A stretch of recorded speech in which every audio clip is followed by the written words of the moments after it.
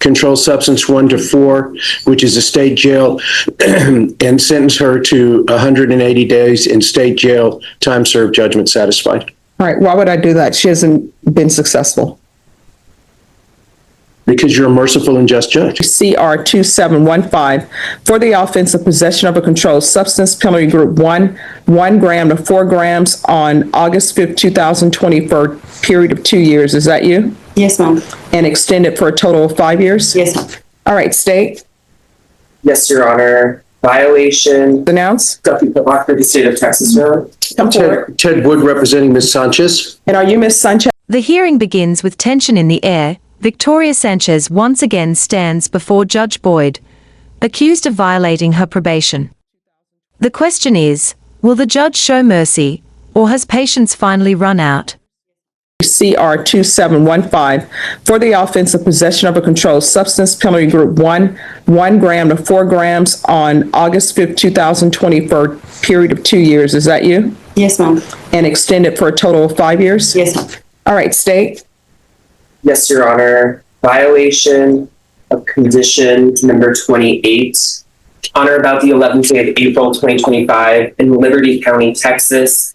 The defendant, Victoria Sanchez, did then and there fail to comply with the rules, regulations, or instructions of the Bexar County Community Supervision and Corrections Department Substance Abuse Felony Punishment Facility Continuum of Care Treatment Plan that the defendant was. Her attorney appeals passionately, calling Judge Boyd just and merciful. But isn't this the same request Sanchez has made before? How many second chances can one person ask for? 2025. May I show the court? Yes, because I don't have that one.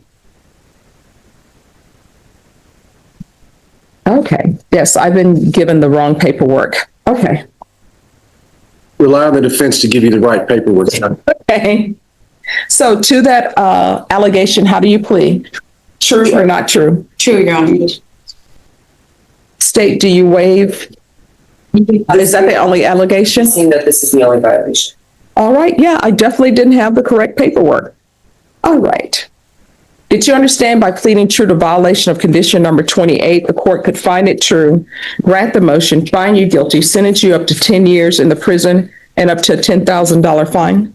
Yes, Your Honor. Sanchez admits true to the violation. She refused treatment, breaking the court's trust yet again. Still, her lawyer argues for time served. Should an admission of guilt really soften the consequences?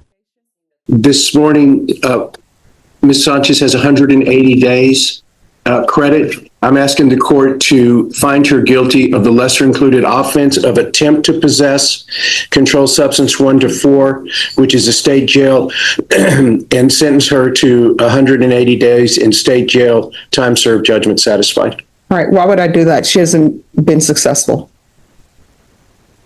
Because you're a merciful and just judge. Yes, but she has been, this is not our first motion to revoke. It's not, Judge, and I think that Ms. Sanchez is having difficulty utilizing the resources available through SafeP. I don't think that there's any sort of remediation that is available. The defense shifts gears, revealing her trauma. She's a survivor of violence. They insist she needs therapy, not prison.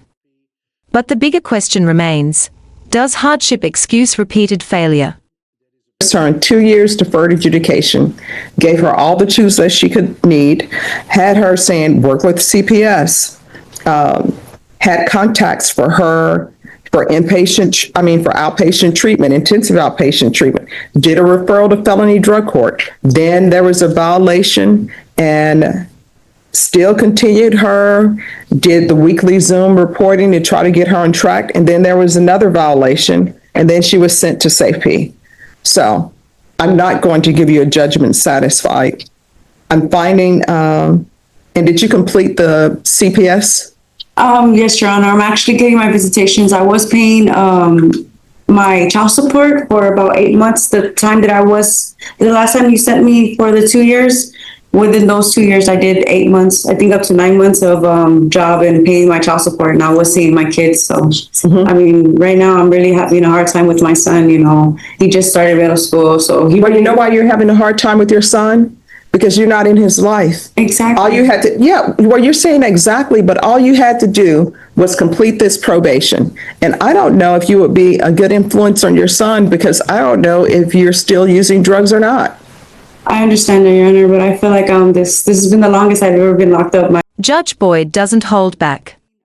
He lists every chance she's been given: deferred adjudication, outpatient programs, drug court.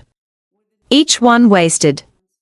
His frustration is clear: you haven't learned any lessons. Having problems because you're in and out of his life. Sometimes you are there, sometimes you have motions to revoke, sometimes you're using drugs, sometimes you're not. That's instability for your child.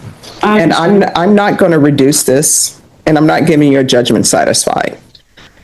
I'm finding 28 true, I'm going to find you guilty, revoke. I'm going to sentence you to 3 years in the prison, give you credit for any time served.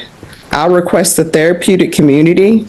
She'll receive any credit for successful inpatient treatment. Very well, Judge. All right.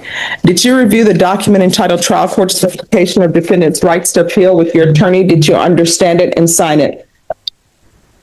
Yes, I did. All right. You have a limited right to appeal. That right to appeal is as it relates to the allegations in the motion, not the fact that you're in deferred. The emotional moment arrives when Sanchez talks about her son.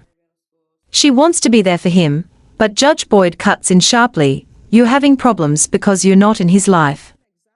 Her on 2 years deferred adjudication, gave her all the tools that she could need, had her saying work with CPS, had contacts for her for outpatient treatment, intensive outpatient treatment, did a referral to felony drug court. Then there was a violation and still continued did the weekly Zoom. So, what do you think? Was this justice, or was it too harsh? Drop your thoughts in the comments, and don't forget to like, share, and subscribe to Law Lens for more real courtroom analysis.